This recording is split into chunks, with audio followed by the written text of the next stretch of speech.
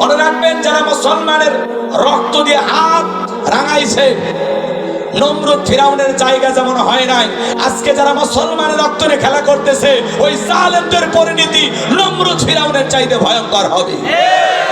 আজকে যারা ফিলিস্তিনি জমিনে মুসলমানের রক্ত নিয়ে খেলা করতেছে, ওই নেতানিয়াহুর পরিণতি ফিরাউনের চাইতে ভয়ঙ্কর হবে। কাশ্মীরে যারা মুসলমান হত্যা করে, চীনের উইঘুরে যারা মুসলমান হত্যা করে, ভারতে আজও গরুর গোশত খাওয়ার অপরাধে মুসলমানকে হত্যা করা হয়। কথা বলে ঠিক কিনা? কিন্তু মনে রাখবেন, যারা মুসলমানের রক্ত দিয়ে হাত রাঙাইছে, ওদের জীবনের পরিণতি ভালো হবে না। আপনারা দেখলেন না নিজের দেশের দিকে? কথা কন নাকি আপনারা?